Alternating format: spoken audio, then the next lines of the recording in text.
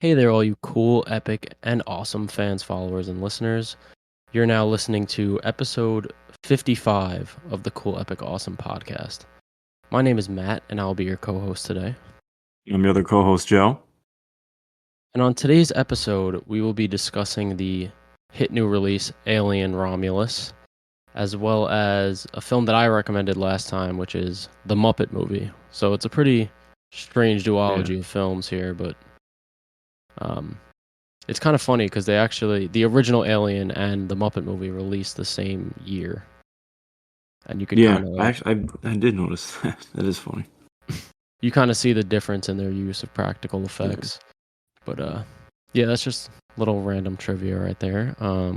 We're also gonna do some movie news. It's pretty light this week. Yeah, but we'll talk about a few things, and then Joe last episode recommended that we talk about our top 10 favorite original characters in film. Or does that count TV too, Joe, or no? I mean, yeah, that's fine.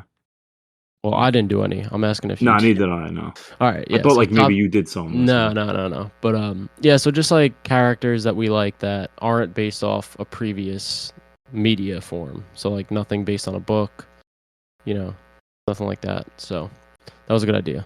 Yeah. But yeah, before we get into today's episode, I do want to quickly apologize about last episode. If you were listening and you heard every time I spoke, there was an insanely high-pitched buzzing in the background. Didn't realize until after I already recorded, and there was kind of nothing I could do about it, so I just want to apologize about that. I actually just got like a brand new mic set up, so hopefully that doesn't happen again.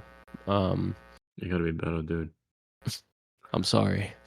But yeah, I guess let's get things started today. Let's talk about Alien Romulus. Yeah.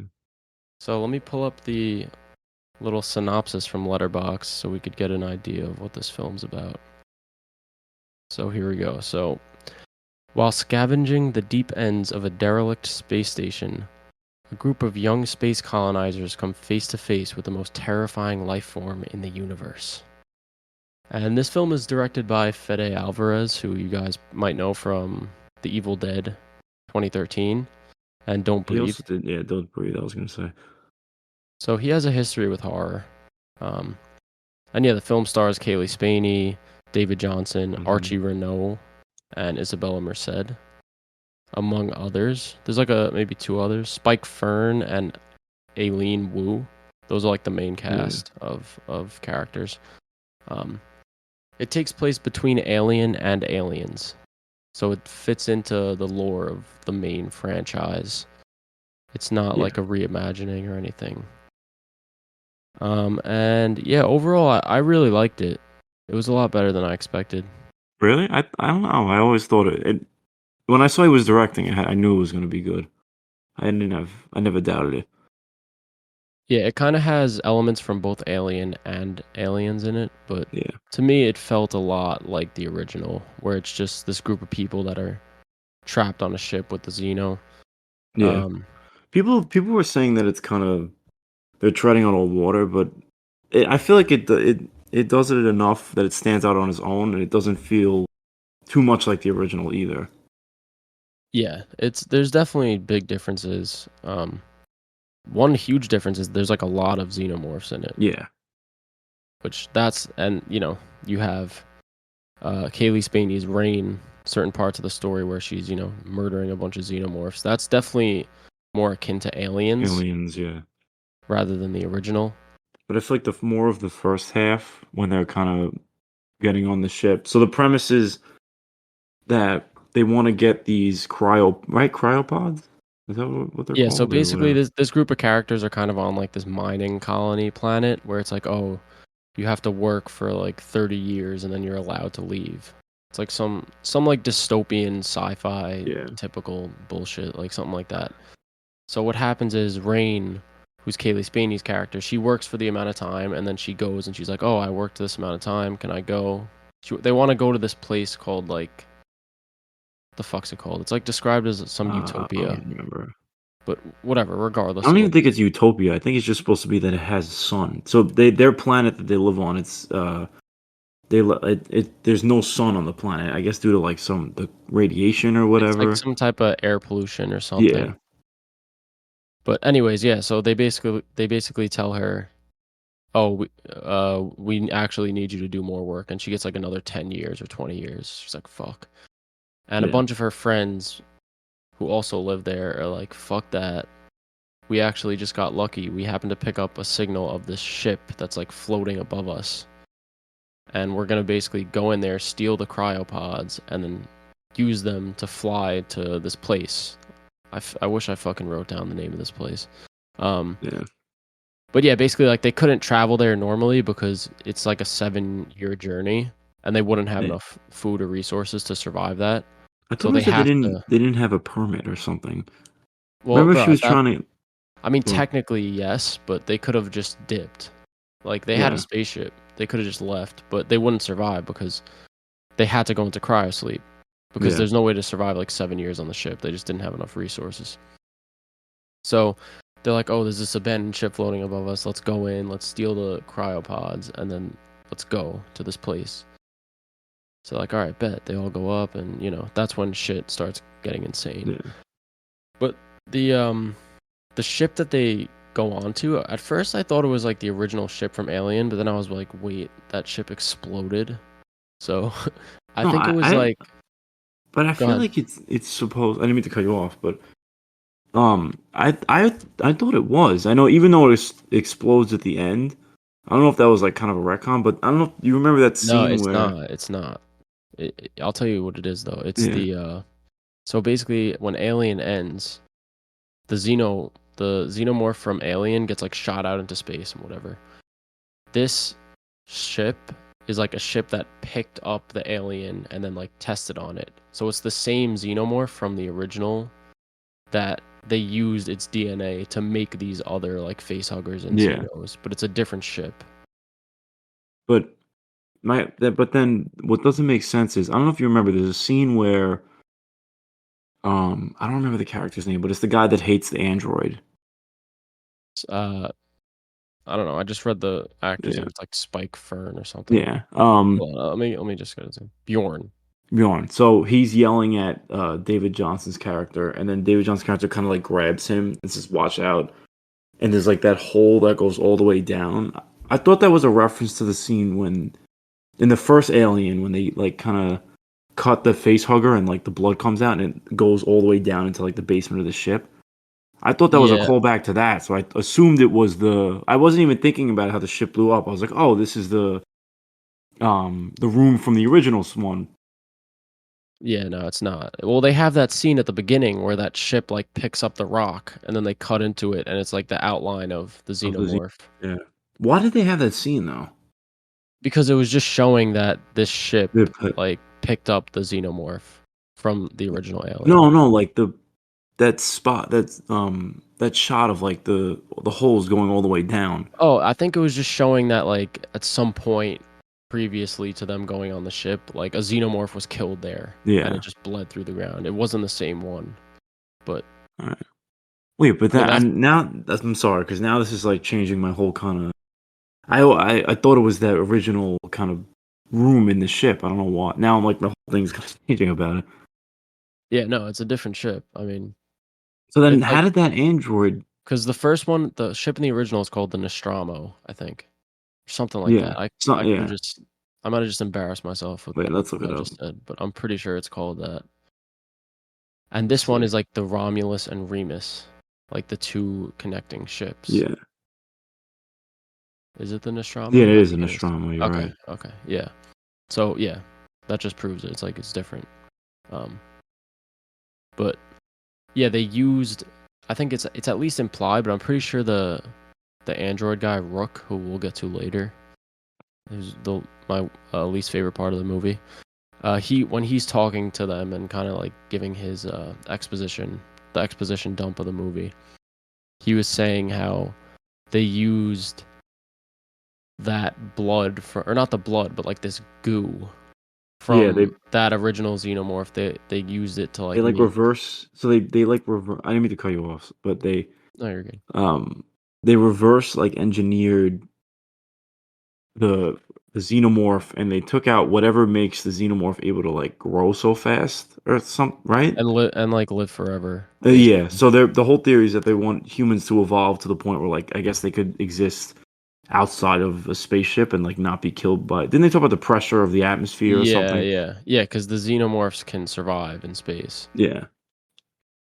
Now, I know he mentions in that scene, he says the word like Prometheus. He calls Prometheus. it's like the Prometheus serum or something. Yeah. Did you ever watch Prometheus? No, I do want to watch Prometheus and Covenant because I've never seen either of them, and now I know this has direct callbacks to those, so now I have some reason to watch it.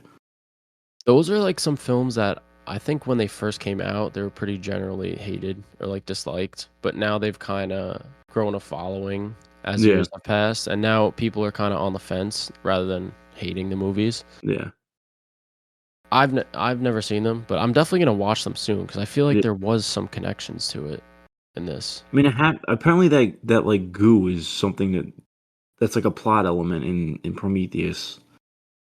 Yeah, we I'll watch it at Well, some point. yeah, yeah, we're gonna watch it, Um, but but yeah, it's kind of funny though. This movie was originally gonna go to Hulu.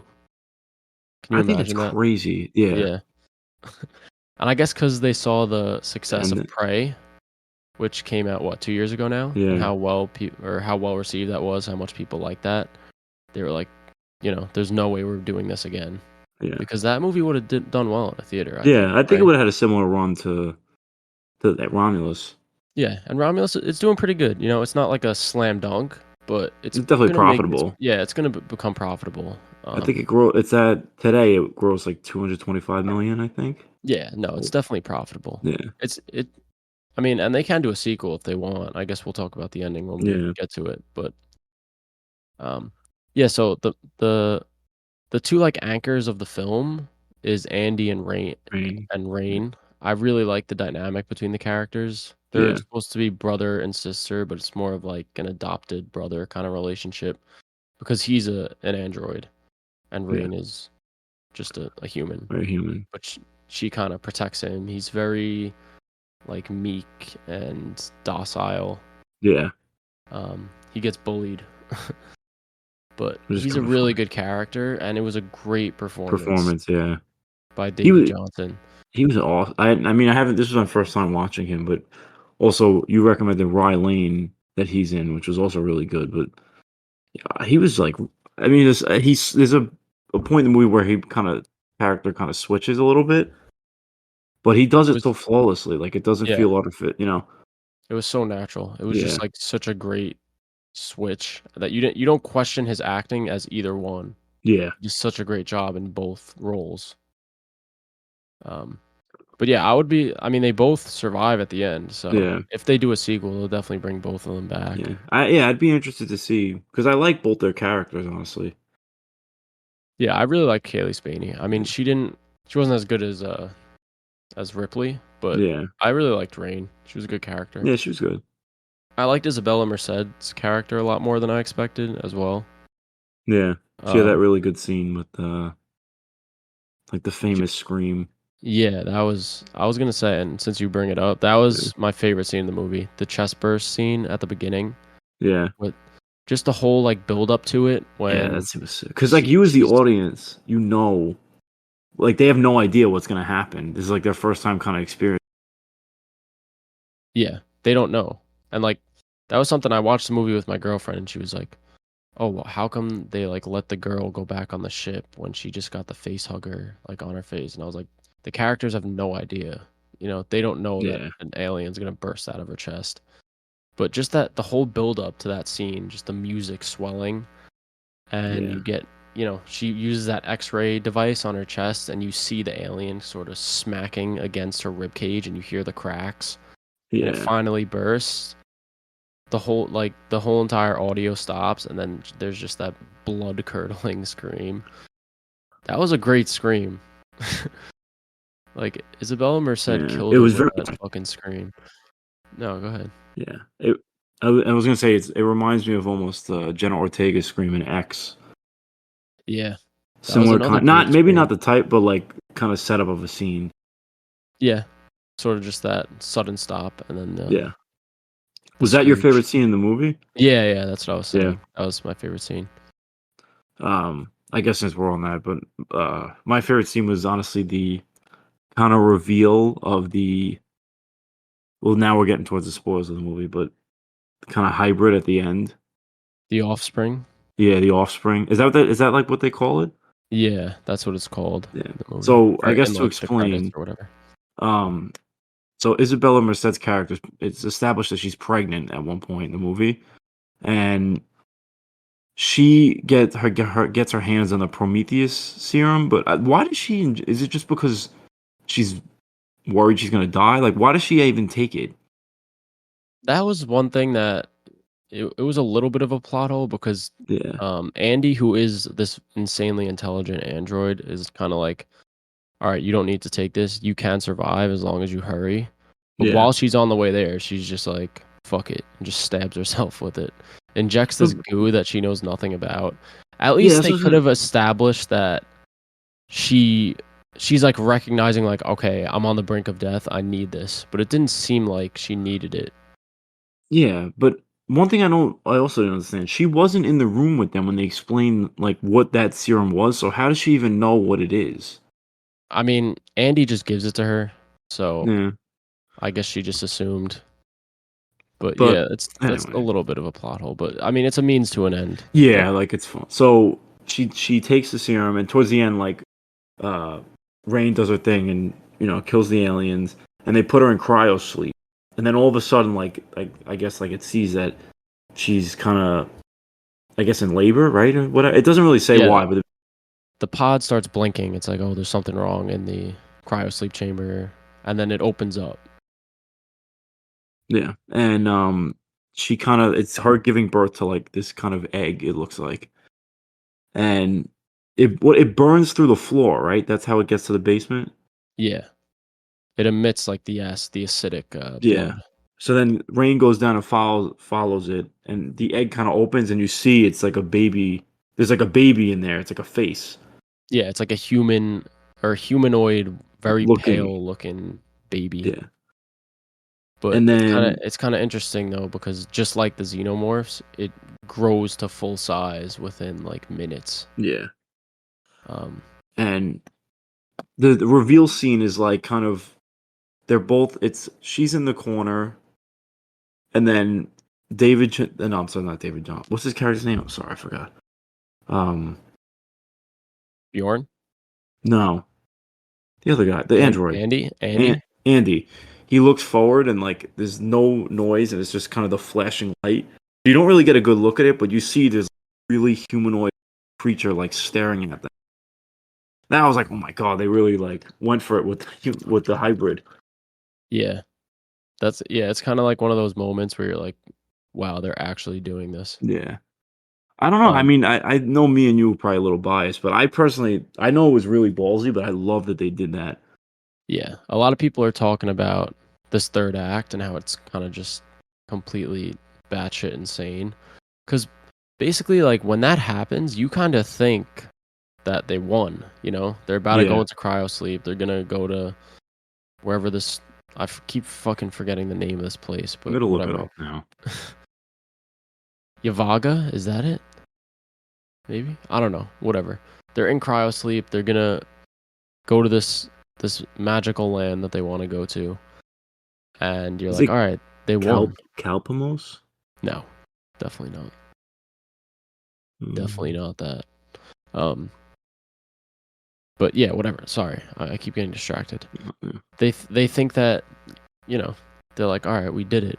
Let's fucking go. And then all of a sudden, it's like the real threat of the movie didn't even fucking start yet. yeah, And that final act, that really reminded me of Ripley. Alien. Like Yeah, Rain against that creature and just, her figuring out what she has to do to kill it using the ship to her yeah, advantage. And I love that. I love that yeah. part. I know you were saying like that whole part was your favorite scene, or like, It's honestly, oh, sorry about that. We just had to edit some shit out because Joe was having some audio issues there. yeah.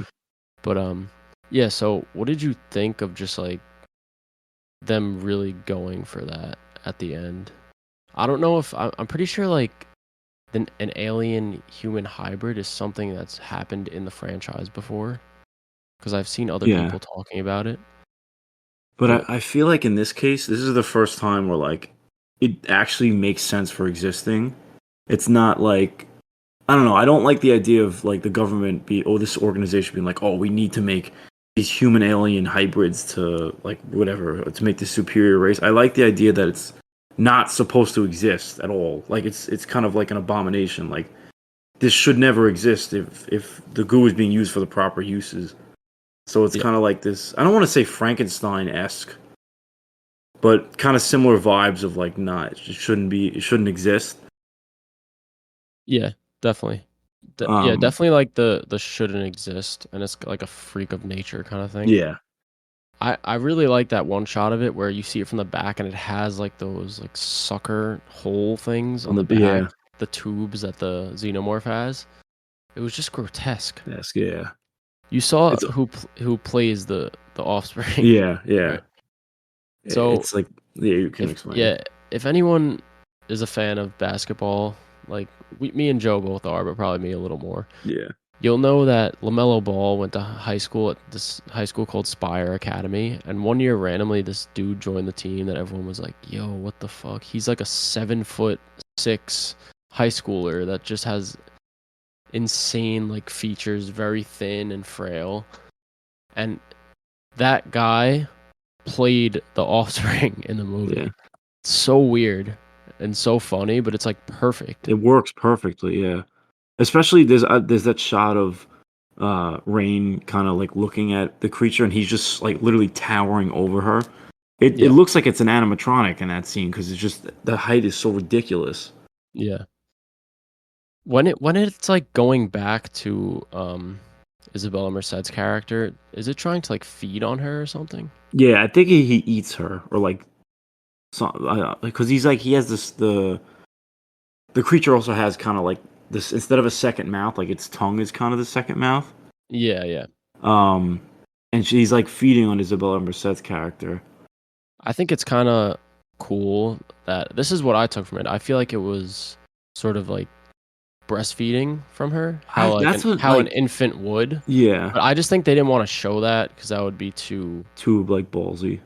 It would just be like too much. Yeah, But I do find that kind of cool how it's like the creature, it's a baby. It's gonna go yeah, to its mother and try to get its nutrients or yeah. whatever, but it ends But up killing her, which is I just feel like interesting. in some animals too, in like it's like the like an animal will give birth, and then like its offspring will kind of eat it like to survive. I feel like that's not uncommon in some like Yeah. insects and stuff like that. That's what I I kind of think took away from I it. think they were implying that because there is a scene before where Isabella Merced's character kind of like reaches under her shirt to like where her breast is, and she pulls her hand out and it's all like goo, like slimy. So it was like for some reason, I guess that goo was making her Like it's emit whatever, like like the breast milk. whatever. Huh? Yeah, yeah. I think they were implying that. I just thought that was a cool detail. Yeah. Um, There's but also yeah. one other thing I wanted to mention that's kind of I think is the biggest plot hole in the movie. There's a scene where they're climbing an elevator shaft towards the end of the movie, or they're climbing it or whatever, and rain falls, and like and one of the aliens like catches her and like kind of stares at her, but doesn't kill her for some reason. Yeah, it like places her on the ladder. People were saying that it was one of the crew members that got turned into a xenomorph, maybe like it's their consciousness or something. Well, one thing I noticed about that xenomorph in particular, and it could just be nothing, but it had a slash through its face, and it looked like there was sparks coming out of its face. Well, I Like, think they're always implied to be part mechanical. I don't think so. I feel like they're not. Ha- That's what I always assume. Because like if you look at this like kind of the side of the creature's head, it almost looks like wires. I always thought it was just they're just so highly evolved to the point where like they have mechanic like kind of robotics Maybe, in them. maybe. I mean, I but could be wrong. I could be just completely wrong, but you know. this is like a random detail to bring up, but in like the Funko Pop line for this movie, they have for that specific xenomorph, it has its own Funko Pop. Oh, really? It's called I like didn't even know that Scorch. made. It says like Scorched Xenomorph. Oh and it yeah, I see has it that now. that, like, Yeah, you're right. slash it has the slash through its face. So Maybe I that's feel like because that must have some significance. maybe it's because that remember that character gets his eye gashed out like right before he gets kind of turns into an alien. Which one? Um, Bjorn? yeah, Bjorn, Oh, maybe it was him. and maybe that's why he catches her because maybe he thinks. Also, Well, this isn't. the thing is that scene happens, like, after Isabella Merced stabbed herself with the serum. So for a second, I was like, "Is that her turned into a xenomorph?" But then, obviously it wasn't, Yeah, but but it's also kind of implied that Bjorn is the father of the yeah. kid. No, when I left the theater, that's, like, the first I saw it with Mike. Yeah, When I left the theater, I was like, "Is it implying that the cousin is the father?" And he was like, "Nah, wait, they're cousins." But then when you start to think about it, it kinda is implied, and Fede Alvarez recently did, like, he a confirmed it. Reddit Yeah, yeah, like a Reddit Ask Me Anything, and he confirmed it, yeah, so I guess I don't know. I don't know.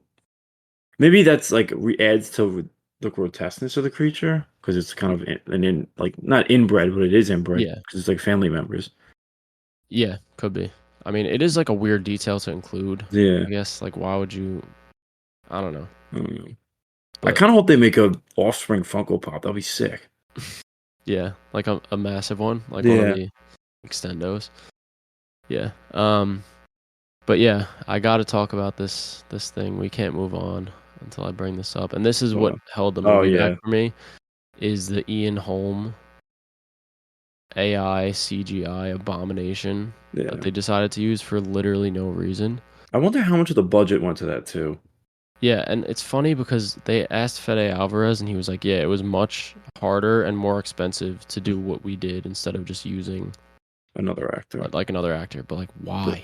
yeah, Why? because now that you're saying this that, because I always thought that scene took place on the original ship, so it made sense why he was there. But now that doesn't make it. They could literally just use any Yeah. random actor as an android and just say, "Oh, we tried to recover the xenomorph and like it destroyed the You know what I mean? Yeah, because it's not even the same Same robot, ship. Oh yeah, yeah. They're not the same robot.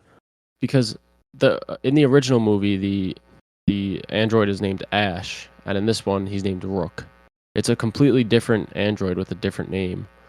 Why bring back, and keep in mind, the actor who plays him is no longer with us. Yeah. Like, it's not I They know they asked his yeah. family, and they said it was okay, but the main thing that held me back is it looked terrible. Mhm. It looked like shit. And it's not a cameo. It's like he's like a side character in the movie. Yeah, at first, because it's kind of funny though, because they keep showing that like robot, that android in the background, and it's kind of Yeah, they like out of frame. You don't really see his face, and you could tell it's a physical prop. You could tell it's yeah. an animatronic, even when it opens its mouth. But then, as soon as they show it in the light, it literally looks so bad, bro. It Yeah. looks terrible. And they don't it's not like, "Oh, this is a little cameo." That character consistently comes back, and he kinda becomes almost like the villain, or Yeah. one of the villains. He is kinda whispering in Andy's ear, telling him, "Oh, you have to do this. We have to We have to finish my mission," all this shit. yeah. Like, for a movie that flexes so hard about how it uses practical effects for this, Yeah. practical effects for that, you literally have a CGI abomination I feel like that had to be like a throughout your entire studio. movie. Well, A s Go I ahead. was researching a little bit, and apparently it was Ridley Scott's idea, which doesn't surprise me. Um, Really? he just said that apparently, I think I read that Fede Alvarez was saying that there was gonna be an android in the movie, and they were, like, trying to whatever. At first, they were gonna use a different actor, but then Ridley Scott was like, "Oh, yeah, Ian Holm's a great actor. We should, like, bring him back for this." Like, he's dead. Like, just because you wanna see someone back because 'cause they're a good actor, you're gonna use, like, a CGI version of their Yeah. face. And like Like, it's like they said, it was very expensive too. So imagine if they just used a regular actor, how much money they would have saved. yeah. Um, but yeah, speaking of, the practical effects. There was really good practical effects, I will Yeah, say. yeah. I did appreciate how a lot of the xenomorphs were people in suits or animatronics. A lot of Even the face huggers, when they were scurrying on the ground and everything, you could tell they were animatronics, but I like that. I yeah. like the realism of it, even though it's you could tell it's fake because it just looks, it looks like a But little. honestly, it's not even that distracting because a lot of those scenes are in the dark, so it's not like super. But You yeah, know, I liked it. It had a I agree. charm No, to I it. liked it as well. It reminded me more of the original film. Yeah. Um, and yeah, apparently they got the same special effects crew from Aliens, which is cool. I like Oh, that. that's dope. Um, but yeah, just that whole Ian Holm thing, bro. It left such a bad Yeah. taste in my mouth. I know a lot of people are like, "Oh, that's a nitpick. Like you can't just you bring the whole film down based on that." No, but I mean, they're all But also we have fair criticisms of the film as well. yeah, um, I don't know. Yeah. I don't know if I you want to. really, I couldn't get over that. I don't know, I get it. I get it. but I don't know if you want to get to ratings now. yeah. One more thing, and this could be because of my lack of alien lore knowledge, but What? I understand at the beginning. So the facehugger gets onto Navarro. I think that's the name of the girl. Yeah. Impregnates her, whatever. The alien bursts out. Then you get the xenomorph. Where does like the 50 other xenomorphs come from? I guess you could say they were kind of like people on the ship that, like the original ship that died. Maybe like the facehuggers went to their bodies and like late, but I Yeah. don't think that Because makes like, sense. remember, there's that scene where they're running. I don't know where it is. It's like a hallway, but they see like all the bodies kind of in the ceiling and stuff. Yeah, yeah, I yeah, always yeah. I assumed it was just like crew members of like that initial lab group. So was it saying the xenomorphs were there the whole time? Yeah, and then I guess like they were woken up because maybe the temperature thing. Remember that was how kind of how Yeah, the facehuggers got loose. yeah. I don't know. Like the way that I thought of aliens was that they or xenomorphs, I should say, was Hmm. that it's like one face hugger plus one human makes one xenomorph. So I just didn't Yeah, understand like where they all came from. I just assumed they were like part of the because like there's a scene of where you see all the bodies like they've obviously multiple people that have been kind of fucked with the xenomorph. Yeah, I don't know. That's a Oh, nitpick. anyway, yeah, Yeah, I guess we'll mention our favorite characters before we do ratings, but for me, it's David Johnson as Andy. As much as I love Kaylee Spaney, I went into this wanting to love Rain, and I did. But he's just so good. yeah, He's easily the standout of the film. So I have to agree. David Johnson as well. Just the switch alone. He basically plays like kind of two characters in this movie. I don't yeah, know if you, no, he does. He yeah. basically plays two characters. So, Um, but I mean, the whole honestly, everyone in the cast was really good. Even with Isabella Merced was great, and a lot of these people are kind of lesser known. I know the woman who played Navarro, right? yeah, That was like her Nirvana. first ever like acting job. Yeah, it's pretty cool. Yeah, Um, yeah, and the guy Archie Renault, I've seen. Apparently, he's in Morbius. The fuck? really? That's sick. No, I saw him in like some random rom com that came out this year. Besides that, didn't really know much about him. Yeah, He was really good. He seems like another like kind of up and coming guy. yeah. I feel like the people from this cast are well. I mean, Spaney and Isabella Merced are both. I feel like pretty popping right now. Like, Now, yeah, yeah, Merced is in. She's gonna be in The Last of Us season 2 and in Superman. I know. Yeah, she's getting really big. She's getting a lot of Yeah, roles, and and she was in. Spaney's probably her next thing's probably Beef season 2. Yeah, but she's in Knives Out 3 as well. Oh, really? Oh, I didn't know that. Yeah, yeah. So she has a bunch of stuff up on Damn, her she's like plate. booked, dude. Yeah, and yeah, I call not that I called this, but remember last year Yeah, Priscilla. I was yeah. saying that was like one of the best performances of the year. So Kind of feel like that. Like this is kind of David Johnson's coming out party. yeah, I I mean, mean, I've only seen him in this, but he was fantastic in Rye Lane. yeah, he was really good in Rylane. That was another one that just no one really No talks one about from spoke last about. year. Yeah, I That was did. one of my favorite movies from last year. Yeah. I gave it a I 4.5. yeah, I did too. I mean, I just watched it recently, but I loved it. I couldn't believe that no one spoke about it last year. Yeah, Um, thing is, it was like a Hulu release, so it kind of just flew yeah, under everyone's radar. But fair. and he plays like a different type of character in that, but Yeah, he's he's still kinda like a great. dweeb. Yeah. Well, I mean, I guess the original Andy is kind of dweebish as well. Yeah, but But yeah. anyways, all right, Alright. you could give your Yeah. rating for it first. I actually I gave it 4 stars, so 8 out of 10. It feels like I like that they went back to more of the horror roots, and I love that it does pay homage to the originals, but does stand out on its own. Like it doesn't tread on too much more of the OGs, and then just the offspring alone is just fantastic. I love that kind of grotesque creature that they really went for at the end. Yeah, for me, for the longest time of me watching it, I was like, this is gonna be a 4 star. But every time it kept going back to Ian Foams or Ian Holmes. Ian Holmes' disfigured face, that was just like just looked so bad. It looked horrible. Nah, yeah. I couldn't get over it. It's just I get it. I get it. But for me it doesn't really take away. Like it's annoying. I understand, but I still I'm a willing to overlook it. Yeah. Like for me, that single-handedly made me like it like half a star less. So I gave it a 3.5 star Fair. or 7 out of 10. Yeah. There's a lot I loved about it. I mean, yeah, there's some plot holes, but I just like that it's a bunch of kids on a ship. It's like a traditional horror movie. They get picked Yeah. off one by one. But that Ian Holm thing, I just couldn't. Yeah. um, all right, but I guess we can move on. It was good though. It Yeah. lived up to the hype, I would say. So Would hopefully you they make a I sequel. this is a kind of out there question, but would you let Fede do if they ever did a Nightmare on Elm Street remake? I saw people saying they would want him to do it. I mean, why not? He's proven that he can revitalize a franchise. Franchise, This yeah. isn't his first time. He did Evil Bill Dead. Daddy He's done did, it with yeah. Alien. So I wouldn't be opposed to it.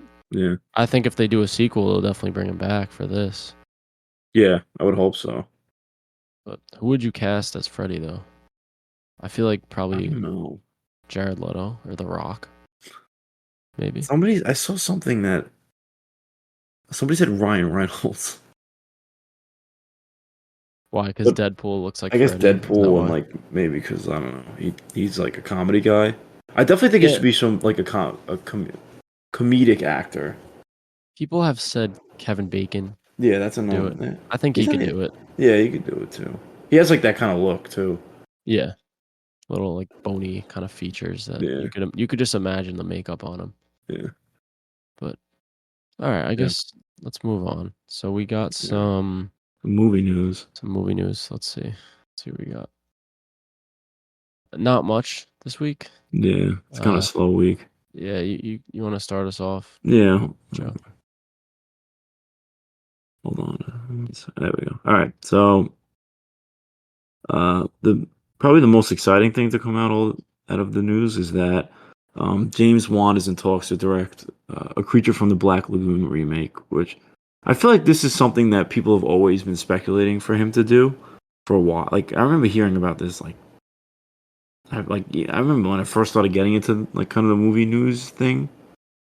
Mm-hmm. Like maybe like 2015, 2014 that they would want him to do it. So it's kind of cool that seeing this finally come to fruition. Yeah, he's obviously a great horror director, and Yeah, also he has those aquatic roots as well. When yeah, you think about Aquaman, yeah, um, but all I gotta say is the Dark Universe is still alive. yeah. They got Invisible Man. Wolfman is coming out next year, right? I think. January, Oh, so well, January. that's Yeah, so we only might be getting. couple months away. It's Yeah, not, we got Frankenstein coming out. We got yeah. Bride of Frankenstein coming out. They're probably not all connected, but they could be. It's like the Avengers coming together. Yeah, I don't know what to do though. I'm excited. What is the last thing James Wan did? Was it Megan? Did he even direct that? Nah, I don't think he did. He may have been a producer on Megan. I don't think he directed. Oh yeah, he didn't direct. He, Aquaman 2 was the last thing he did. let me see. What's the last horror thing he did? Oh, Malignant. That might have been it. Yeah. Apparently that was really good. I haven't seen it. I I heard the really like it. action's really good in it. Yeah, apparently he's supposed to direct like a Call of Cthulhu movie. Should be interesting. What the hell is that? Isn't it like a creature or something? Like, Cthulhu? yeah. Yeah, it's like I don't know. It's just some giant like Lovecraftian I mean, that's stupid cool. monster thing. It's cool. Yeah, It's like one of those things where you're just like, how has this not been made into a movie yet? There yeah. are a couple like lesser known movies, but I'm pretty sure that was kind of his like dream to make a Cthulhu movie. I feel like And people say he did the Aquaman movies just just to be able to do that, which I could see. yeah. I don't know why. I feel like Guillermo del Toro is another one that's always talked about Cthulhu. Yeah, Guillermo obviously he would be great, Yeah. but Anyway, but next bit of news we have is Acolyte has been canceled after one season. I'm actually pretty disappointed because I'm one of the few people that actually liked Acolyte. And the way the show was heading towards the second season was definitely more exciting than the first one. So it's kind of disappointing. I understand why they did it, but it does suck. But I mean, Matt, you haven't watched it. I don't know if you ever will, but yeah, probably not now. I was planning to watch it because I figured they would renew it. It had enough people talking about it online that I figured like people must be watching yeah, this. it really like I know that there's a lot of negative discourse online, but it really isn't bad. Like I actually enjoyed it. Apparently viewership wasn't great. Yeah, Um, I don't know. I mean, Star Wars has just done a really good job at alienating their core fan base, yeah. you know? So, I don't know. I mean, not one of those people that's going to be like, "Oh, it's a black female lead. This is woke. I'm not watching it." Like obviously. But Nah, yeah, those people exist.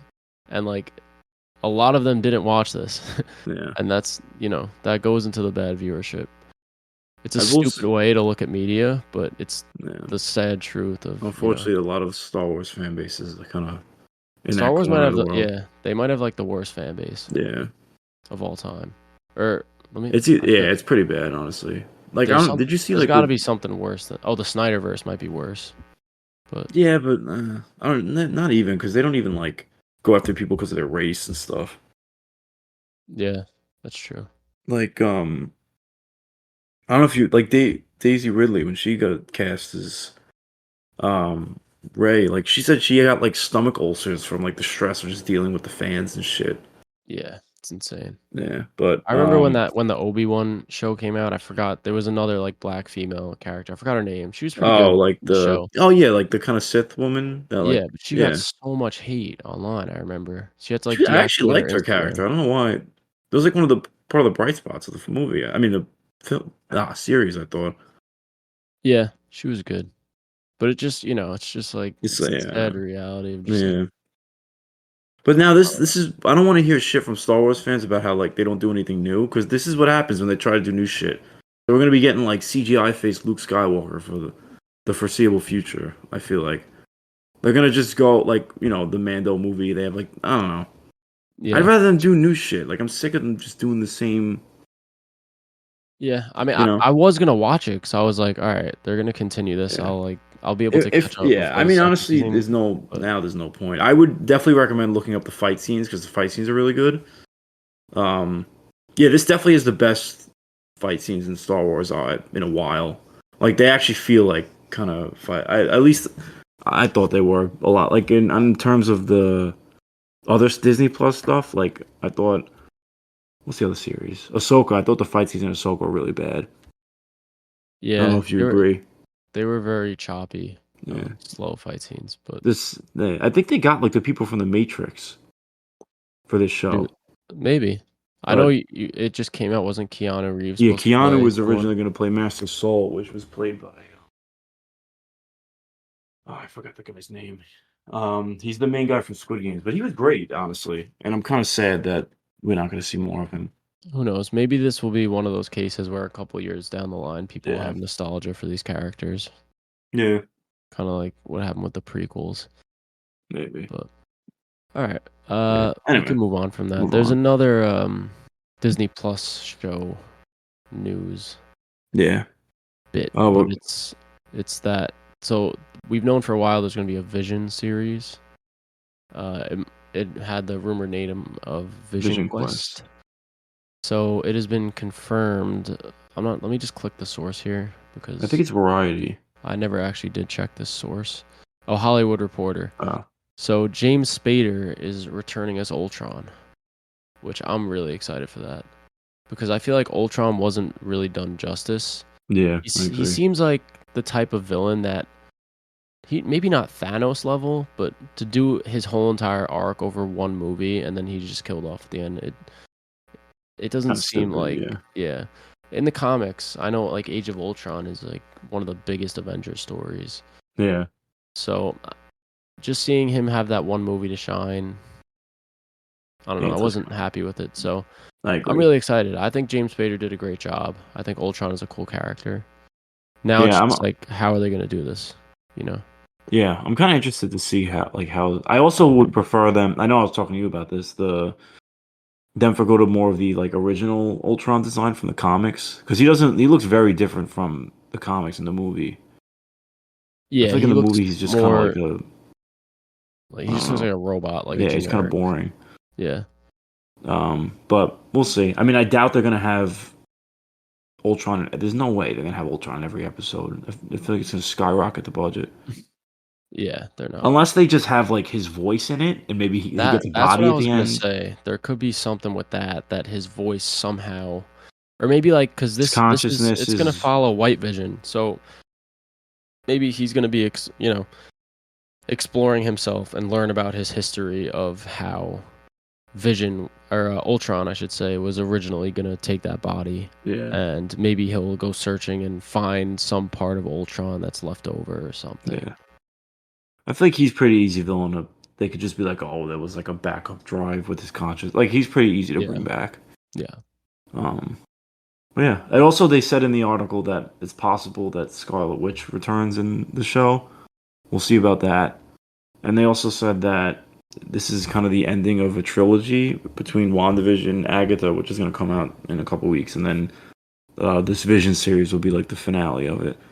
First time interesting. I've ever heard of a TV show having a trilogy, but I wonder how they could connect Agatha to this. Like the connection to WandaVision is obvious, yeah, but how does it then go to like a maybe they end up bringing Wanda back or something, or it's going to yeah, have to do with Wanda. Wanda's the only the logical way it would connect to a Vision movie, yeah, But I guess yeah, it must be through Wanda. I feel like she's probably gonna appear in Agatha, maybe like a post credit maybe scene there's no way that finale. she's probably like one of their most popular characters. There's no way they're just going to get rid of her. Yeah, I mean she's not dead. I doubt Yeah, that. no, But no. But yeah. all right, yeah. But wait, before we talk about this next thing, Well. let's just do the other MCU thing, Oh just yeah. since we're talking about it. So we also got news that Spider-Man 4 is going to be coming out in July 2026, which interestingly is between the two Avengers movies. And it's apparently going to be a multiverse story, which I'm pretty disappointed about. I think Matt, you feel the same way. Yeah, I mean I understand it. First of all, let me just say that this is from Daniel RPK, who is trusted, but he's not 100% accurate. I Yeah. personally am not the biggest fan of him, but a lot of what he says gets taken or held in a high regard. Yeah. But I feel like So, in this sense it kind of makes sense. Like yeah, there's a lot of things that point to this happening. I mean, I would have liked to see a smaller scale Spider-Man movie, especially with how No Way Home ended. But I understand. No Way Home made almost $2 billion. It was a great movie. Everyone loved it. So if you can bring back those guys, why wouldn't you? You know? Yeah. Um, I feel like it has to take place on Battle World. That's the only yeah, way it's going to make sense. it makes sense story-wise if Avengers Doomsday's ending leads into some sort of multiversal conflict that like if it was just a small Spider-Man story, it wouldn't make sense. It would Well, have to be yeah. Or that. they could just have Spider-Man 4 but come out before Avengers. Because Avengers comes out in May. They could have done like this, maybe like February 2026. And Yeah, then Avengers would be May 2026. Or like what, you know what I mean? yeah, But I feel like it's more Sony than anything. Because Sony just wants to make the money and they know that the multiverse stuff is going to probably make. Like if they bring back yeah. Toby and Andrew again. But here's the thing: what if you know if Toby and Andrew are like, we want to come back for Spider-Man 4, and you have the opportunity to bring them back, would you say no? I I feel mean, like you could bring them you have back, to but it say could still be yes. like a street level. Like I don't. He could maybe go to them for counseling about stuff. Like they don't have to be like a primary. Yeah, Like he could be battling. Like they could just say because let's say it's Kingpin's a villain. Like Spider Peter, not Peter. Toby and Andrew's Spider-Man have never like fought against a Kingpin, so it could be like an interesting kind of, you Yeah, know. that's true. But I don't know what they're gonna But do yeah, now. to me, it's like if you have the opportunity to get Toby and Andrew to come back, you have to do it. I don't care Yeah. what kind of story you make. I I don't wonder care if if it's like they would multiverse do kind of shenanigans. like a fake, not a fake, but like a kind of Spider-Verse as story where like on this battle world, there's somebody like hunting all the Spider-Men. It could be. That like I mean Uh, that, and then maybe that's the way they introduce Miles. I do think Miles is going to be in it in some form. I agree. I think that by the time Avengers Secret Wars is over, Miles will be in the main line. I think that I think going forward, it's going to be like Tom Holland's Spider-Man is going to kind of be like take a back seat, and then Miles will be like the kind of new Spider-Man of the 616. Like they'll be both Spider-Man, but like Tom will kind of mentor him, Yeah. which I think that would be awesome. I'm Yeah, mad and if excited they for had like if Miles. Spider-Man 5 was like a team up movie with both Spider-Man, kind of how like the Spider-Man 2 game was, that would be Yeah, really cool. Where maybe they both of could them do are the main honestly if they characters, did him, they could do like him, Miles, and Daredevil, and like they could have like they could do the Kingpin story with Miles and Peter. That would be pretty cool, honestly. Yeah, it would. But we'll see. I mean, this is all speculation, obviously. Yeah. So, Um, but yeah, and then the last bit of news we have is I don't know. I'm gonna butcher the yeah, name. I'll just say it cuz Yeah, so the cast for Alejandro Gonzalez Iñárritu's next movie was revealed, and he's one of my favorite directors, and it yeah. has a pretty great cast, so I'll read through it. Tom Cruise, which that's obviously the big one. He said recently that he wants to do a lot more of these art Uh, house kind of movies. yeah. Mission Impossible series should be ending soon. I don't I know mean, what other franchise he's he. gonna do Top Gun 3, but we don't Yeah, know. but yeah. Then Riz Ahmed, Sophie Wilde, Sandra Hüller, Jesse Plemons, John Goodman, and Michael Stolberg. Stolberg or Stolberg, sorry if I butchered that. But great cast. Yeah, And great director. I know most people probably know him from The Revenant and Birdman. Birdman. He recently came out with a movie last year, or the year before, called Bardo, which just released on Netflix. No one really said anything about it. Had some of the best cinematography of last year. I loved it, What's but it about? honestly, I couldn't even tell you. No. It's one of those weird ass. I don't even know, bro. Is it Honestly, shot like Birdman or no? yeah, similar. Yeah, yeah. It's not like all in one take, but But a similar lot of long sort of. takes. Yeah, yeah. Yeah. But they also gave us the synopsis of this film, which is that the film follows the most powerful man in the world who tries to prove he is humanity's savior. I'm assuming that's going to be Tom Tom Cruise. Cruise. Yeah, That seems like a very interesting story. yeah, Um, there's a lot of ways they could go about it. Obviously, there seems to be some sort of religious symbolism with yeah. that premise, but we'll see. I'm just really excited because I love the director and the cast is just fantastic. Yeah. So yeah, I don't know if you have anything else to No, say I about mean, that, yeah, but I know. Like, I love Birdman, so I'm interested to see Tom Cruise do more of the art house stuff. I know in the beginning of his career he did more like stuff like this, right? yeah, Like he did or Eyes Wide Shut. yeah, he's worked with some of the best directors out there. So It's exciting. yeah, um, But but yeah, all right, yeah, that's it for the that's all our movie movie news. news. So Joe, you want to lead us into our top 10 here? Yeah, so this week I decided to do our top 10 original movie characters. So it had to be people from like written for a movie. It can't be from another form of media, like a comic book or a book or something like that. Um, so I guess I could start. Number 10 is it's kind of a pretty classic one. It was actually Rocky. Um, even though I mean it's kind of a little like propaganda-ish, but who cares? It's the Rocky movies are so like I don't know, feel good, and you just always root for him and stuff. And even like today, it's the cultural impact of Rocky is still spoken about today. Yeah, it's one of the greatest sports movies ever made. Yeah. Not a bad pick there. Mhm. Just I want to know, did you go like more kind of franchisey? Um, Yeah, I honestly, yeah, because I feel like the ones that stuck out to me are the ones that have seen multiple times. yeah, I tried to do a mix of both, but Yeah, fair. yeah. So for my number 10, I actually have Stevie from mid '90s. I know it's a random character, but it's a character that I really related to when I watched the film. I just feel like he's the perfect encapsulation of like growing up and trying not to give in to the pressures around you in life. Yeah, Character written by Jonah Hill. I don't know. I know it's not like someone you'd expect on a list like this, but had to throw him in at number 10. fair. Fair. Uh, Number 9. This is gonna be kind of a not a hot take, but that is this low. I have Indiana Jones. I know, obviously, he's like probably one of the most well-known characters in any form of media, but um, I'm not like the biggest fan, but I can't deny the cultural impact of it. We still have Indiana Jones stuff coming out now. We have a new game coming out. Like, Yeah, he's definitely one of the biggest without having any prior appearances before a movie. yeah, So, all right, number 9 for me. I'm sticking in that same kind of realm as my number 10. I have Theodore from Her. Another great oh, character.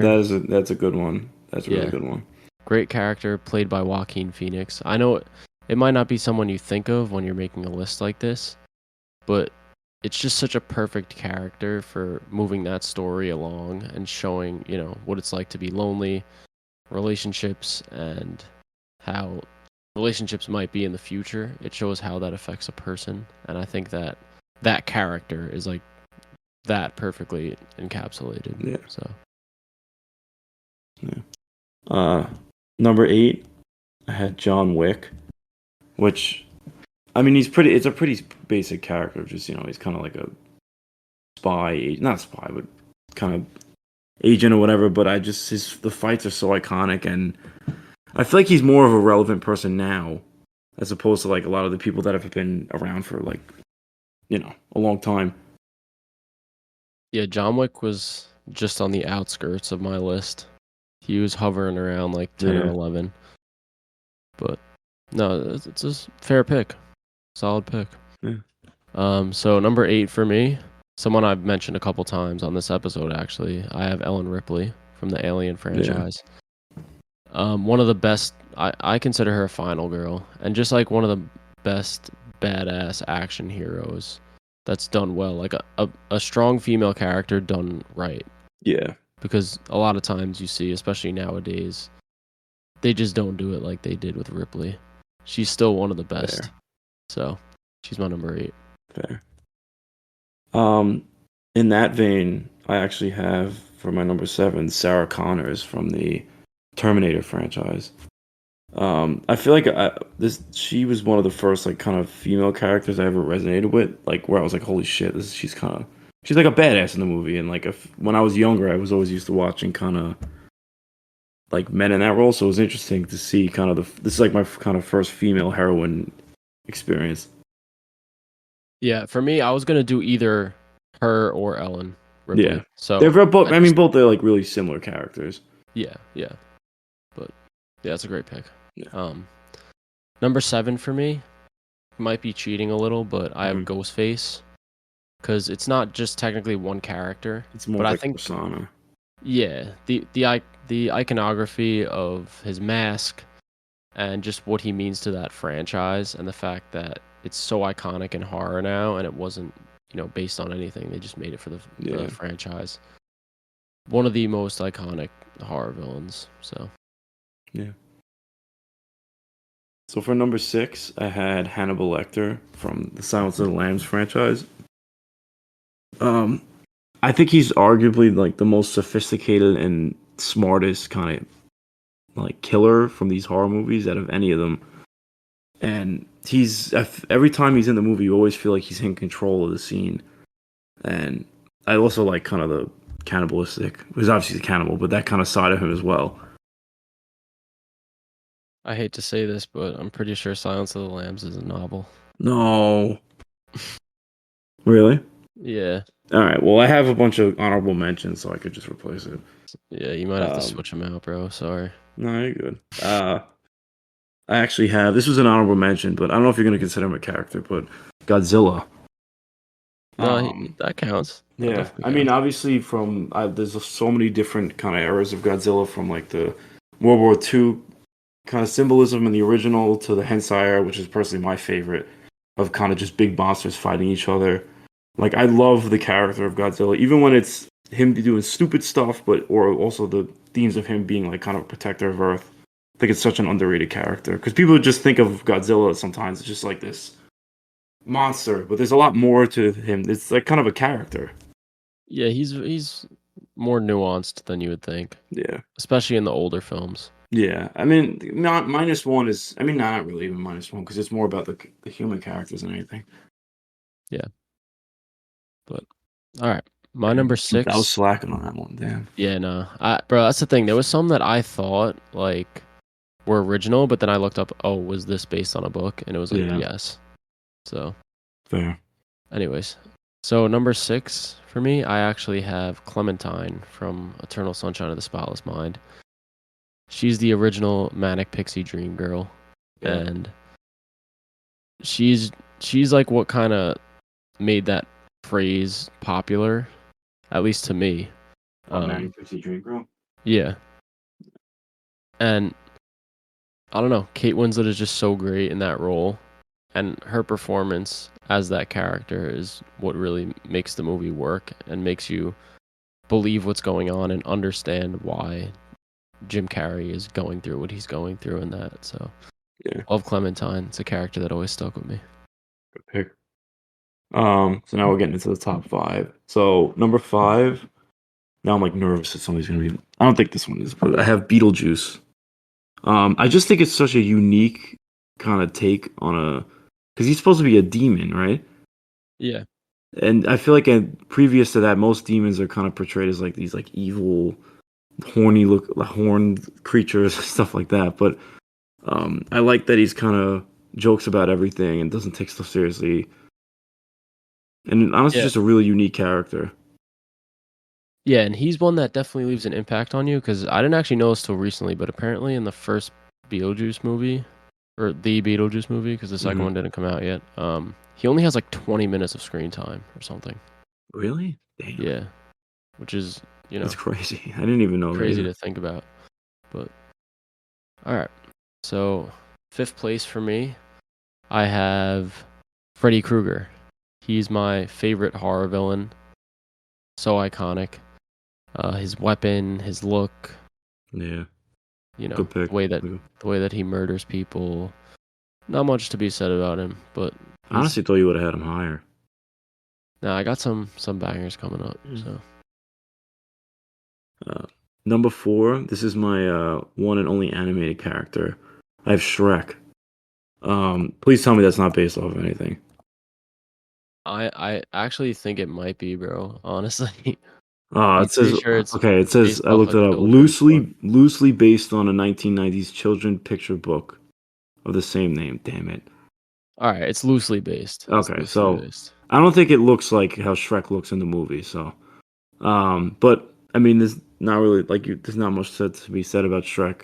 His cultural impact is still felt today. Probably one of the best animated characters to ever exist. Yeah, I would agree with that. Yeah. And he's got a movie coming out next year. Yeah. Or is it 2 years, I think. 2026? 2026, yeah. Okay, so all right, good pick. I'll let it. I'll count it. I'll count it. Yeah. That one's on the edge, though. I gotta be honest with you. I had no, because I feel like it was I looked it up. It was like original movie. Yeah. Yeah. No, fair enough. Yeah. All All right. Number 4 for me, I actually have Jack Sparrow from the Pirates of the Caribbean franchise. Yeah. Um, he carries that franchise. Johnny Depp's performance in that role, like that is Pirates. Yeah. Like Yeah. his performance is the franchise. It doesn't work without him. Yeah, not at all. And yeah, everyone knows Jack Sparrow. You know his mannerisms. You know how he talks. It's just such a unique and well-performed character. Yeah. So he definitely deserved a spot on my list. Yeah. Good. Was that was your 4, right? Yeah, that was 4. Number 3. This is more of a personal one. I actually have Ash Williams from the Evil Dead franchise. Especially in 2, I just like he's kind of had this comedy to well, it's a dark comedy, so and obviously his chainsaw is iconic. A lot of the kills he does are great, and I mean he does more of the comedy in Army of Darkness, but that's for me is one of my favorite original characters. Yeah, he was one that was also like on the brink of joining my list, so Yeah, I respect that. But all right, getting into my top 3 now. yeah, So number 3, I actually have Luke Skywalker from the Star Wars franchise. yeah, So I would put Paul Atreides in this spot, but obviously and, Dune is based on a book. yeah, But Luke is kind of like that chosen one hero character that everyone mimics to this day. Himself is basically just a mimicked Paul Atreides, but yeah, I can't use him. But you see this type of role in so many movies, and I think yeah, Mark Hamill did a fantastic job. His journey throughout those first 3 movies. I won't talk too much about the sequels. I don't think his character. I don't hate the sequels, but I don't think his character yeah. was His done character, justice in them. yeah, I'm more referring to the original trilogy. Probably one of the most iconic heroes in a movie ever. So yeah. Can't argue with that. Um, so for me, for number 2, I have Anakin Skywalker, like kind of slash Darth Vader. Very similar to, obviously inspired by the Paul Atreides arc, or very similar to it. But I mean, just Darth Vader is just such an iconic villain. I mean, everybody knows who he is. People that have no idea what Star Wars or watch the movies know who Darth Vader is. And just seeing him kind of, especially with the prequels, his like transformation from being this like prophesied savior of the Jedi, and then him turning to the dark side, and then redeeming himself at the end. So many other forms of media have used like this kind of, I don't, what is it, character trope, I guess? character arc. Character arc, yeah. But he's like kind of the original one. Well, not for movies at least. Yeah, he's definitely one of the originals. Yeah. But all right, yeah. So my number 2, I actually also have Darth Vader. You said what Yeah. you said about him. He's one of the most iconic villains of all time. I'm pretty sure when we did our movie villains list, I think he was my number 1 pick for best movie villain. Yeah. It's hard not to choose him.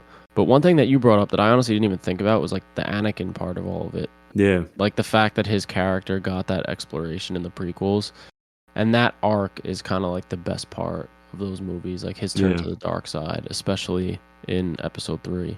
Yeah, absolutely. So, Yeah. So for number 1, I actually had Jack Sparrow. I know you put, I mean, I hold the Pirates movies very highly. They're probably one of my favorite franchises, and like you said before, without Jack Sparrow, there's no Pirates. Like he's just such an iconic character, and the performance. Didn't he win an Emmy for it? Right? I mean, it wouldn't be an Emmy because that's for Not an Emmy. I'm TV. sorry, an Oscar. I don't think he won an Oscar. He For won Jack something. Sparrow? Is Jack Sparrow an Oscar-winning character? I doubt it. Let's look at it up. Let's look that I up. know he won something for it. Let's see. Screen Actors Guild Award, and he was nominated for a Golden Globe. Oh, he was nominated for an Academy Award. For for Jack Sparrow, right? Apparently. Yeah. That is But wow. I didn't even know that. yeah, dude. That's insane. Yeah. Isn't that like crazy? Because I mean, I guess because it's an original character and it's such a unique performance.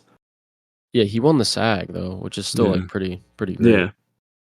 But yeah, I mean, he's obviously everybody knows who Jack Sparrow is. I'm a little more biased because I really like the Pirates franchise. But even you said it, you can't argue his impact on society. People know everybody knows who he is. Yeah. All right.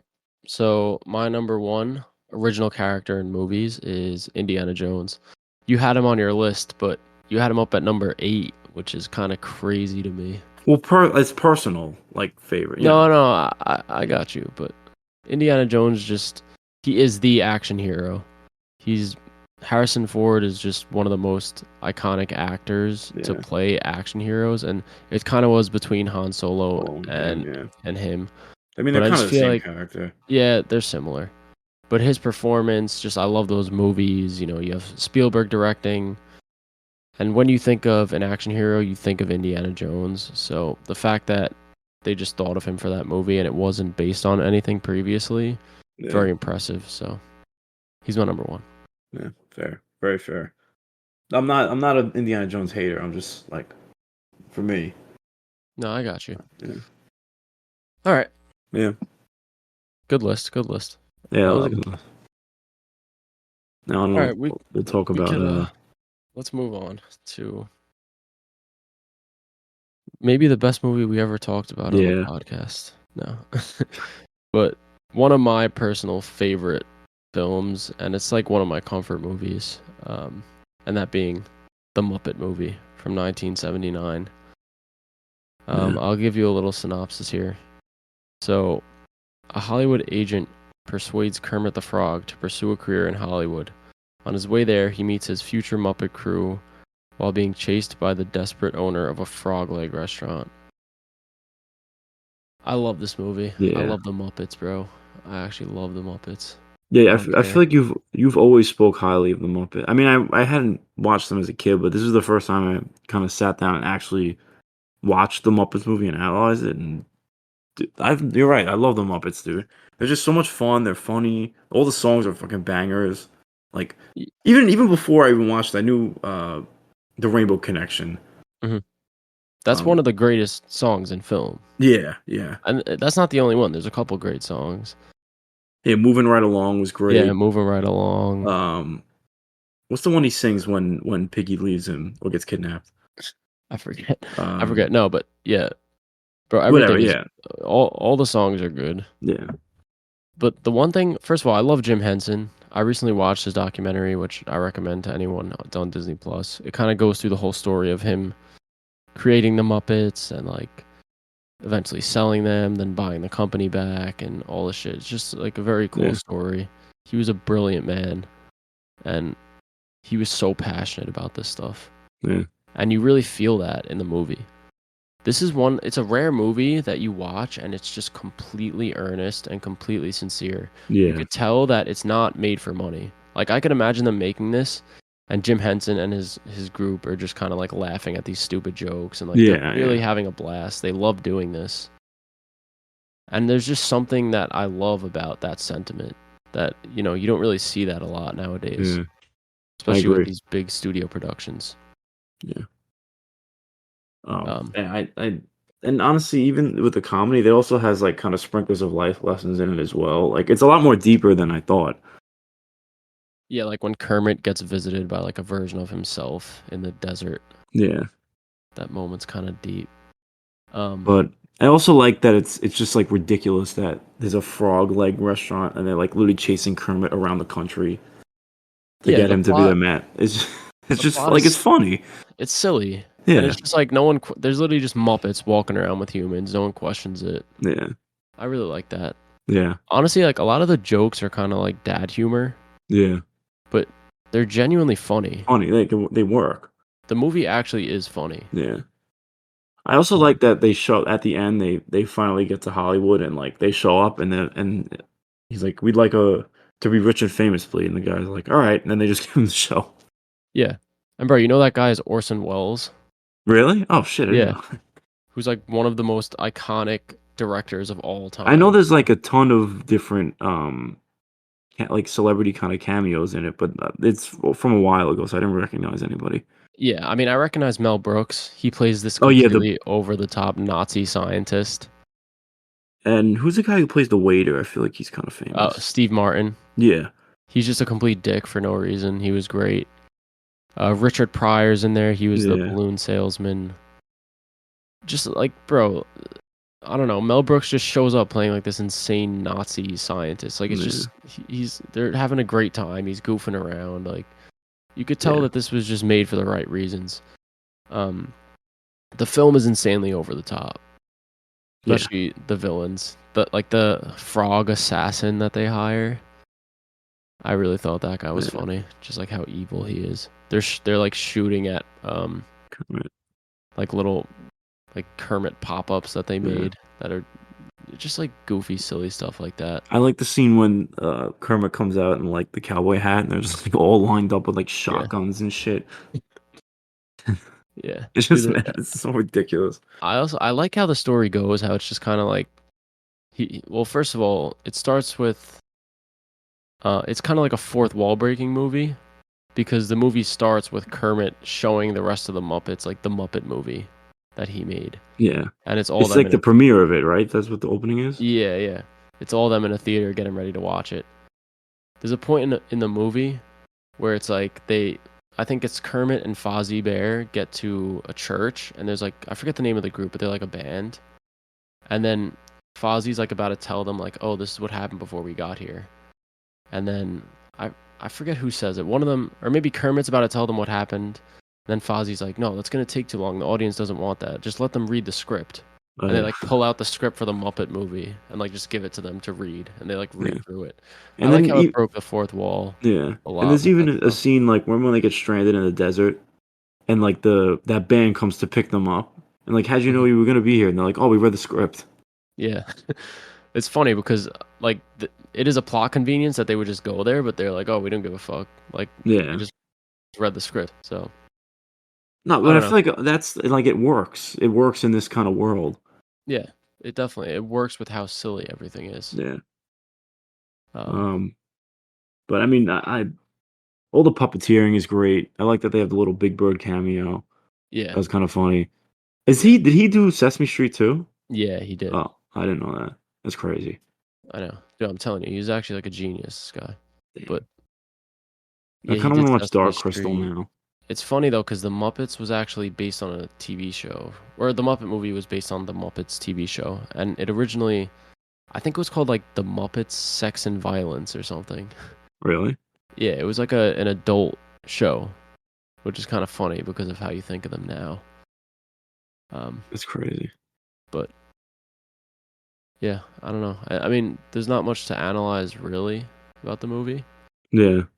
Um, I want to talk about a couple of the behind the scenes things because I appreciate it. I like all like the puppeteering stuff. That opening scene with Kermit on the playing the banjo, the Rainbow Connection scene. Yeah. So, Jim Henson actually was like submerged underwater in a barrel for like an entire day, with his hands poking up, like Damn. puppeteering Kermit for that. So thought that was really cool. They could have used fake water, but Yeah. you know, it helped when the guy what came over on the boat, like the Hollywood agent, and he's like, Yeah. you should go to Hollywood." That was like another funny thing where he opens the newspaper Yeah. and it's Oh like yeah.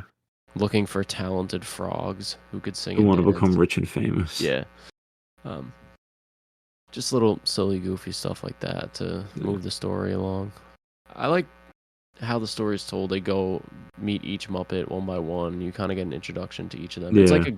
this movie's a great introduction to the Muppets because it goes Yeah. through each character. Um, I feel like they work the best when they're kind of there's no I mean there's like kind of a central plot they want to go to Hollywood, but like they're literally just kind of doing whatever they want the whole movie. They just kind of yeah, they go to go like drive around, interact with people.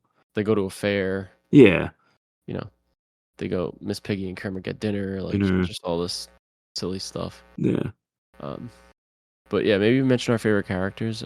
I feel like I like Kermit the best, but yeah, surprisingly, it's actually followed by Miss Piggy. I really like Miss Piggy. I think yeah. she's really funny. I think it's hysterical that she can do kung fu. I forgot about that. Like when I was watching the that scene, so I thought it was really funny. Yeah, I like her voice is so good, and just Yeah, how over the top she is with everything. The fact that she's just so in love with Kermit. right, yeah, There's a bunch of funny dialogue with them, especially like in the car ride. I forget what it is exactly, but oh yeah, she's like, "Oh, can I have a little kiss?" And Kermit's like, like, um, just stuff like that. yeah. I don't know. I thought she was really funny. No, I can't believe how much I actually like the Muppets. Like I didn't expect myself to become a Muppet head after watching this. The real Muppet heads Yeah, stand up. And yeah, and you're probably gonna be even more disappointed now that like Disney owns this and it just does yeah, nothing with it. yeah. So I The mean the we watched Muppets Haunted Man. That was all right. That wasn't like horrible. Yeah, no, it was fine, but like compared to this, Oh you yeah, know, no, it's not even close. Yeah. That's why that was kinda like a weird introduction to the Muppets because it's like Yeah. two like those two ca who was it? It was like It one was of the guys Gonzo Gonzo, the other and guy's not some even other guy in. that I didn't even meet yet. It was like a shrimp or Yeah, something like that. yeah. Like the king prawn or whatever. Yeah, Um, who but who's your favorite character though? Kermit. I like Fozzie Bear too. Fozzie Bear's probably second for me. Yeah, Um, that scene of them in the bar was it's funny. great, yeah. There's And a the couple Moving Right fun Along song is really good. Yeah, yeah. There was a couple funny lines in that bar. One that stuck out to me was Kermit was saying to Fozzie Bear like, "Oh, it's an ugly crowd. The dancers aren't on tonight." And then Fozzie's like, "Oh, you think this crowd's ugly? You should see the dancers." It's like so stupid, Stupid, yeah. but it just worked. So like I audibly like chuckled at that. I don't know. What It's like what such dad humor. what would But you like, have you seen any of the other Disney Muppet movies? yes, I actually have. So there is a movie with Amy Adams and Jason Sudeikis called I think it's just called The Muppets or Muppets or something. That Is it movie's good? pretty good too. Yeah. I'm assuming I not as good as this, but No, but it's very close, really? surprisingly. Oh, wow. Yeah. That also has great music. Oh, So, wow. I thought it would suck, but maybe not. no, it's actually pretty good. The sequel to that isn't as good. That's the one with, that, like, British comedian, right? Yeah, Ricky Gervais. Yeah. That one's alright. What is this one, the first, like, the Disney one about? I it's about like this guy. So Jason Sudeikis' roommate like is a Muppet. Mhm. Or no, he's not like a Muppet. He's just like a puppet character, and he wants to Yeah. join the Muppets. So it's about like Okay. him going to join them. Alright, I mean, But like, the one honestly, when thing they that keep it the simple, it's one better. yeah, the one thing that movie has over this one is like the human characters are honestly better. Like in Really? this one, like what human characters really even are they? Are there? It's just the villains, really, Yeah. and then like the little But I cameos. kinda like that they focus more on the actual Muppets than the human characters.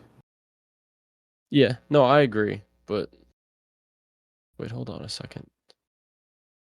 Am I an idiot? I think I'm an idiot. I was saying Well, Jason Sudeikis. I think it's Jason Segel. let me see. It, I think it is Siegel. yeah, sorry, It is I'm an Siegel. idiot. Jason Segel. Sorry. Um, I was reckoning. I always get them fucking confused, bro. But They should do a Muppets and, Feebles crossover. yeah, that would be insane. And the Um, Meet I know it's a little off topic, but they never did anything else with the Meet the Feebles? Like, that was the only movie? yeah, that was it. I kinda I like feel like they could revisit that. I feel like, yeah, yeah, I agree. I feel like there's definitely an audience for that. yeah, I would love it. I Yeah, love no. Meet the Honestly, Feebles. I kinda feel like the Muppets made me like Meet the Feebles more. Yeah, because you see like what it's parodying. Yeah, yeah. Um, But when did oh, that came out '89. Okay. But do you have a all right. well, anyway, if you wanna go to your favorite scene. So I actually really liked the finale with the rainbow coming through. Yeah, Um, just they finally make it and they sing just like that ending version of Rainbow More Connection. Connection, yeah. Like just a great way to conclude the movie. And I love when they pull out and there's that shot of like 300. I actually Muppets, looked it yeah. up. Each puppet was like actually puppeteered. Oh, really? Wow. Yeah. That's And crazy that they, like, actually pulled that shot off. And everything yeah, looks pink too. yeah. It's kind of funny though. One of the puppeteers was a young Tim Burton. Really? Yeah. Wow. Such a weird little trivia thing. Yeah, I thought that was interesting. But yeah, I just really love that conclusion to everything. yeah. I thought it was like a perfect ending. I like that little thing that they say at the end, like, when the what is it saying? Like, don't like, when they're finished singing Rainbow Connection, but they have that little kinda song at the end where they're, like, the camera pans out, like, "Don't stop bel" I forgot what they said. I forget. It's like some inspirational or Yeah, like it's something along it's a yeah, good message. Yeah. yeah. Um, but yeah, I mean, that's also a really good scene. I'm gonna be a little different and pick the Rainbow Connection scene. Or even the honestly, it's a tie between that and the scene where he's talking to himself, and there's kinda Yeah. him in the desert with, like, the stars and stuff. That Yeah. was a really good scene as well. Yeah, I really enjoyed that. Yeah. Like the shooting star in that scene, apparently they just like they took like an LED light and just like threw it in the background to get like the shooting star effect. a lot of that like practical stuff is just funny, like Yeah. little behind the scenes Nah, stuff. because like it's a really kind of like deep moment in the movie, but it's just funny that in reality it's just them throwing a glow stick. Yeah, but But all right. I don't know. I mean, I guess that's really it. I think yeah, we could get to ratings. So I gave the Muppet movie a 4.5 stars, 9 out of 10. Such a feel good movie. Just like I said, it's completely earnest. It's made for the right reasons. And it's one of my go to comfort films. I could watch this and I'll instantly feel better if I'm ever feeling down. So, yeah. I have to agree. I did give it a 4.5 out of 5, so 9 out of 10. You summed it up. It's such a feel good movie. The songs are all great, like good message behind it. And like you said, the biggest thing is you could tell there was actual effort and care put into the movie. Like the people that make this want the product to be good. It's not really made for money. You can tell. And you could. It's nice to see that. Even though it mhm, came out like what 40 years ago. yeah. So, Yeah. so are you converted to a Muppet Oh head yeah. now? I'm watching The Great Muppeteer now. I'm like The halfway great through it. or the Great Muppet I'm sorry, The Caper, you Great mean? Muppet. What is it? Great Great Muppet Muppet Caper? Caper. Yeah, that's it. Yeah. Dude, I've only seen like those two new Muppets movies and then this original. So I really am looking forward to the Christmas one. The I know a lot Christmas of one, yeah. people say like good things about that one. There's also like Muppets Treasure Island. I'm pretty Mhm. sure that's like a It's take like a on pirate one, yeah. There's Muppets Take Manhattan. That's the next one I'm gonna watch. yeah. So now the thing is Disney owns them. Like we already saw Muppet Haunted Mansion. The opportunity with crossover is Yeah, like like I insane don't. what Why they have could they do. never?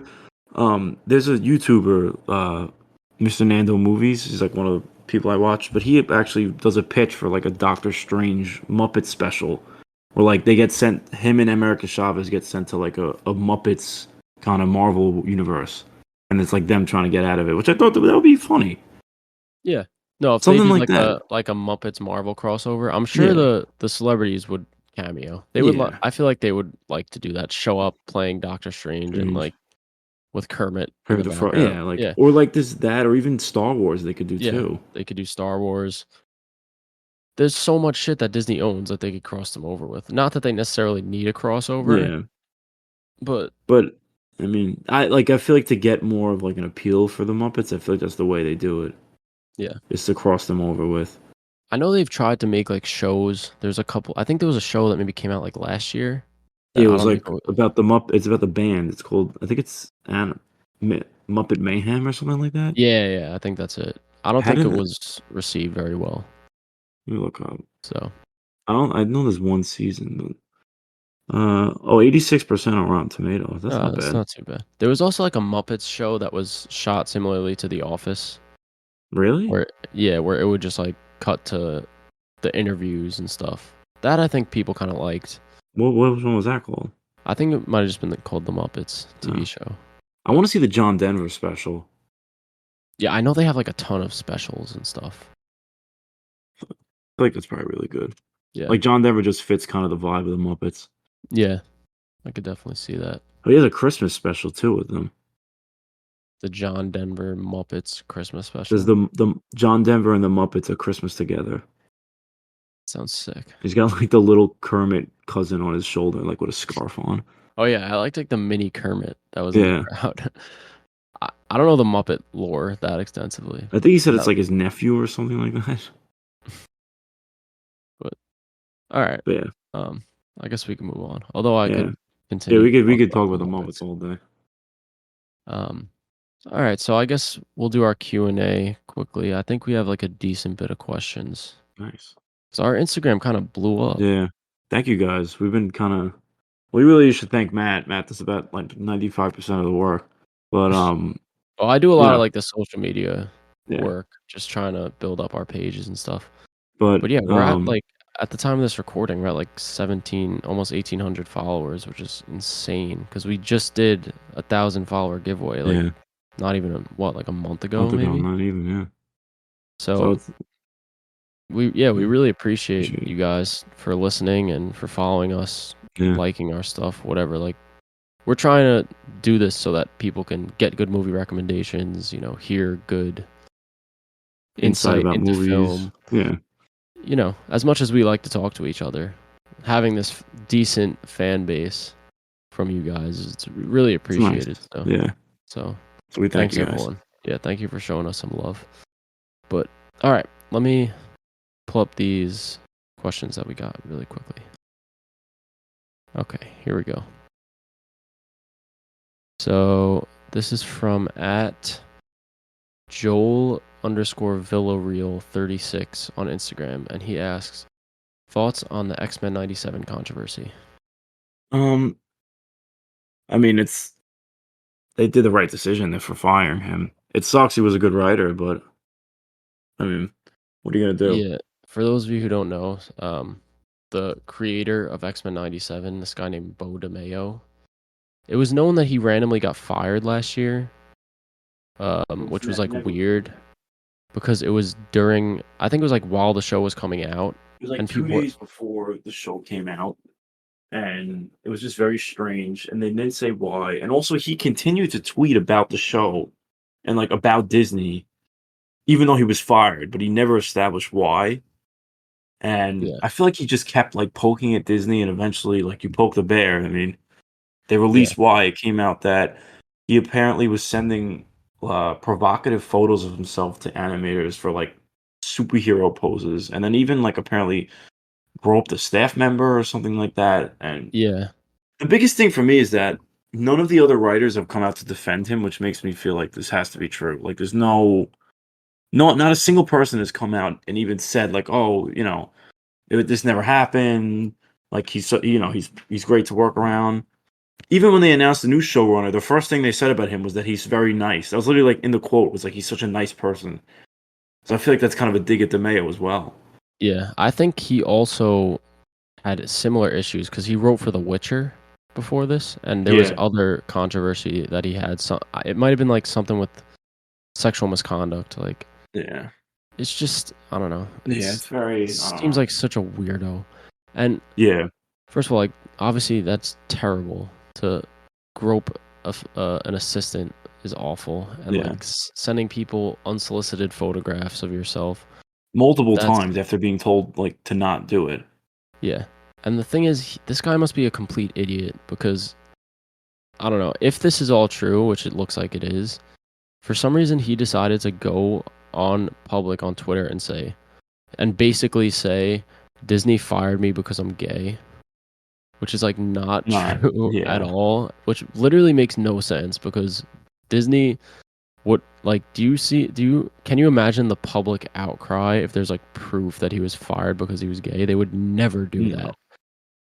Like, no. that is just like a ridiculous Has thing nothing to to do, even, they yeah, hired there's multiple writers and staff members that are part of the LGBTQ community on Di like, that write for Disney. So it's nothing to do with that.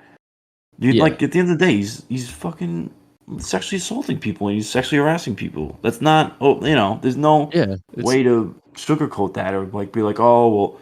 I mean, not that people are defending him, but no one's really defending him, yeah. but He kinda backed himself into a corner yeah, now. but like as soon as he said that, the floodgates opened. All because all Yeah. this stuff like 'Cause it was didn't kind of even like, line up, the timeline, because he said he got fired for posting, like, this picture. It's like fan art of him, like, as Cyclops, but he's, like, shirtless.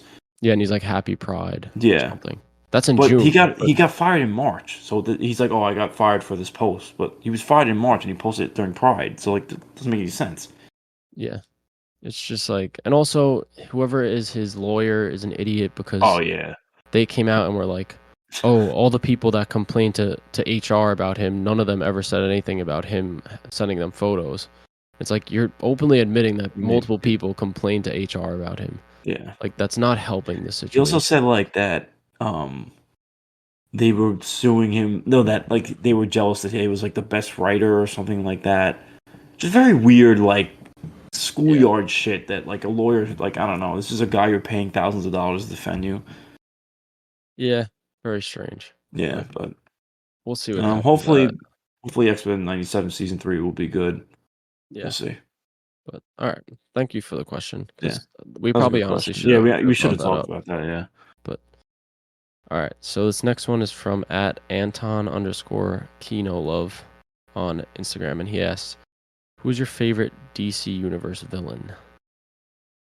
I don't know. For some reason, my mind springs to Reverse Flash. Maybe it's because I He's just the biggest watched. hater. Yeah, well, maybe because he's the biggest hater of all time, but no, because I watched the Flash show. I was a big fan of that CW Flash show Yeah. when I was younger, and he was done very well in that show. Obviously like the Joker's up there. There's been great iterations of him. And then maybe like an underrated one. I like Sinestro a lot. Yeah, he I hasn't feel like like he's got gotten a bad star. rep in recently with all the kind of Yeah. Green Lantern shit. I What don't do know. you This is think? a really tough one, dude. I mean, like Black Manta's one that I always really like, especially because one I don't know if you know, like in the comics, he kills Black Manta. I mean, Aquaman's son. And at the time, that was like a crazy fucking like no one. It was like nobody did shit like that in the comics at the time. It was kind of like a Gwen Stacy death type of thing. So I always Black Man always resonated with me. I don't know. I mean, the Batman villains are really good. This is a tough one. What's the Red Lantern guy? Atrocitus. Atrocity. I like him a lot. Dexstar, that's like the Red Lantern cat. That's another one. Like, Yeah, I hope they go into the Lantern Corps I a think lot, they like will. all the different corps. That would be cool. Yeah. I feel like that show is gonna be good. The writers are really good. It's like the people that did Lost, I think. Yeah, I think I saw that as well. But yeah, that was a good question. Yeah. Yeah. So, all right. That's our questions. There was like a couple random ones, but we talked about the stuff already. Yeah. So, um, yeah, that will wrap up episode 55. Thank you guys so much for listening. Yeah. This was a fun one though, Joe. The last two we had guests, so Yeah. it was nice to just have a little conversation going Yeah. between the two of us. Absolutely. But yeah, before we talk about episode 56 movie rec, I will rec a list. So just because we just watched Romulus and I also recently rewatched Alien, it was making me think about some of my favorite sci-fi films. So I think next episode I would like to talk about our top 10 favorite sci-fi movies. It's a good list. So, yeah. Yeah. Would you consider like Guardians of the Galaxy? That's kind of sci-fi, right? Yeah, I would consider that sci-fi. Okay. Not like other superhero, like space I mean, based. there's like aliens in it. Like anything science fiction. Okay. So it's just, Fair. Fair. it's very loose. Very Yeah. loose. All right. So for my movie rec, I actually ended up going with a horror movie. I was between two movies, and it's a horror movie that came out in 2002, and it's directed by uh, I'm definitely gonna butcher this, Takayishi Shimizu, and it's The Grudge, which is a I've never seen the original Japanese. This is the Japanese one, not the American remake. Um, it's something that I've always wanted to watch that I kind of forgot about for a while. So I'm interested to check it out. All right. No, it's a Have you good one. seen it? I've never seen it either. That's one Oh, that like obviously you know of it, yeah. Everyone's heard of The Grudge, but I've never seen it, so all right. That's a good pick. I'm Yeah. excited for that. And also there's nothing coming out this Friday, but the following Friday is Beetlejuice. So we'll talk about that on the next Yeah. episode. The episode might be delayed by a day or two because I'm actually going to be in Universal at Halloween Horror Nights the weekend that Nice. we're supposed to record. So that'll be fun though. Maybe I'll post some stuff on the podcast page if there's any like cool horror movie stuff out Yeah. there. Yeah. I think there's like some of the houses are movie based, right? Yeah, I think there's like A Quiet Place. Um, Ghostbusters is one of them. I think Yeah. Insidious maybe has a Kind of like house. how's Yeah, Quiet Place gonna work? Are they because like the things are huge. I don't know, and it doesn't really make sense because it like People are I don't know. screaming It's just and gonna be loud, but yeah. whatever. I don't know. Yeah. But anyways, I guess I'll wrap up the episode. Thank you guys so much for listening. Yeah. If you're still here, if you like the episode, please make sure to give us a like, rate us 5 stars if you're listening on You're a Apple real one. Music. Yeah, if you're listening on Apple Podcast, Spotify, rate us 5 stars. It really helps like push the podcast if it gets 5-star ratings. So if you enjoyed it, go ahead and give us a 5-star rating. Like us, follow us on our socials. Everything will be linked. So really appreciate you guys, and thanks for listening. We'll be back in 2 weeks. Peace.